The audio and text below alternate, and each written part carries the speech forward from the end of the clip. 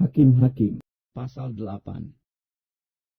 Lalu berkatalah orang-orang Efraim kepada Gideon, "Apa macam perbuatanmu ini terhadap kami? Mengapa engkau tidak memanggil kami ketika engkau pergi berperang melawan orang Midian?" Lalu mereka menyesali dia dengan sangat. Jawabnya kepada mereka, "Apa perbuatanku dalam hal ini? Jika dibandingkan dengan kamu, bukankah pemetikan susulan oleh suku Efraim lebih baik hasilnya dari panen buah anggur kaum Abiezer? Allah telah menyerahkan kedua raja Midian itu, yakni Oreb dan Seeb, ke dalam tanganmu. Apa yang telah dapat kucapai jika dibandingkan dengan kamu?" Setelah ia berkata demikian, maka redalah marah mereka terhadap dia. Orang Midian dikalahkan, raja-rajanya dibunuh. Ketika Gideon sampai ke sungai Yordan, menyeberanglah ia dan ke-300 orang yang bersama-sama dengan dia, meskipun masih lelah namun mengejar juga. Dan berkatalah ia kepada orang-orang Sukot, "Tolong berikan beberapa roti untuk rakyat yang mengikuti aku ini, sebab mereka telah lelah dan aku sedang mengejar Seba dan Salmuna, raja-raja Midian."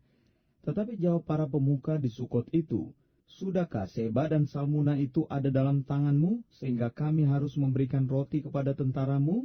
Lalu kata Gideon, "Kalau begitu, apabila Tuhan menyerahkan Seba dan Salmuna ke dalam tanganku, aku akan menggaruk tubuhmu dengan duri pedang gurun dan onak." Maka berjalanlah ia dari sana ke Penuel, dan berkatalah demikian juga kepada orang-orang Penuel. Tetapi orang-orang ini pun menjawabnya seperti orang-orang Sukot. Lalu berkatalah ia juga kepada orang-orang Penuel, "Apabila aku kembali dengan selamat, maka aku akan merobohkan menara ini."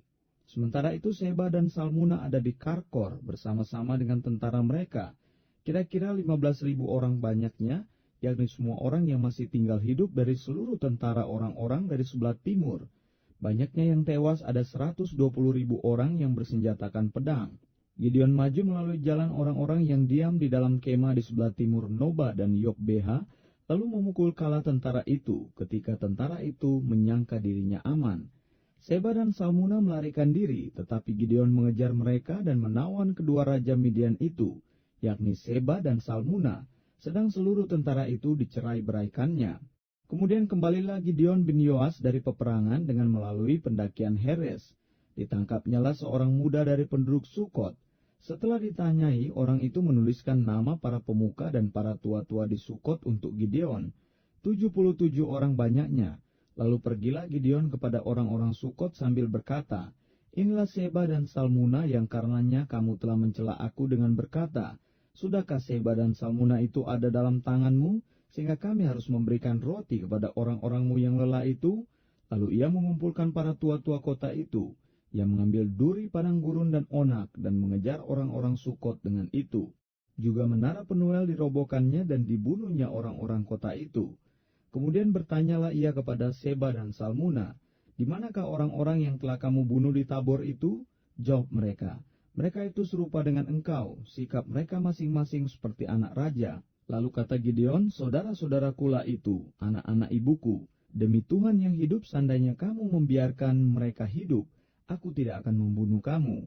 Katanya kepada Yeter anak sulungnya, 'Bangunlah, bunuhlah mereka.' Tetapi orang muda itu tidak menghunus pedangnya karena ia takut sebab ia masih muda. Lalu kata Seba dan Salmuna, 'Bangunlah engkau sendiri dan paranglah kami, sebab seperti orangnya demikian pula kekuatannya.' Maka bangunlah Gideon, dibunuhnya Seba dan Salmuna, kemudian diambilnya bulan-bulanan yang ada pada leher unta mereka.